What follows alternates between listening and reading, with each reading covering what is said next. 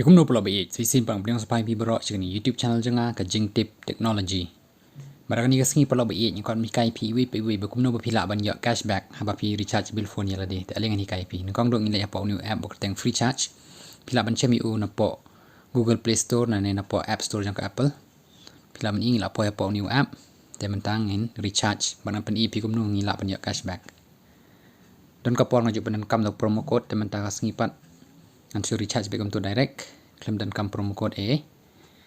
Te pila ban ing adang wat ya contacts. Te kalau ini ngamuk recharge ni nombor Airtel. Tingin ye pet je ni ka plans badan hang ni. Ngamuk recharge je ni ka ba saus pak san nang ka. Kabeliti ke dei prap saus ni. Te ngan recharge ni pila ban ing adan free charge balance si tengka kamut. Dang asiu mentang hap siu tang saus pak san pusau tengka ngala yo discount pa.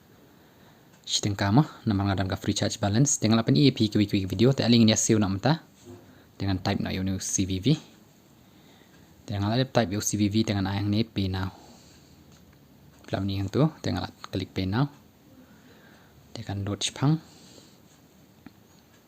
te mentah pada ini app bahkan poi ke OTP mah kan poi OTP hau mobile number janga te pelam ni message ke lawan ingin ya type yang OTP bol awan man confirm ya kanika payment jang ima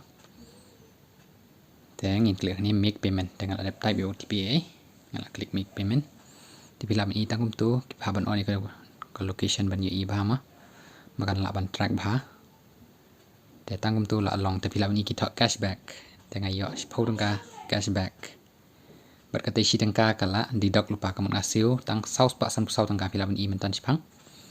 Datang untuk claim use promo code claim use ngayak cashback 10 tengkah. Pila ban kini kidi cashback ki bangal padan kam. Last time ngayak tengkah mentang ngayak 10 tengkah. Datang ni pila ban cashback ba pila ban recharge ban save ki pisah kendiap apa pi recharge online. Ku boleh cubun pila pe video jangan ngayak sengban ya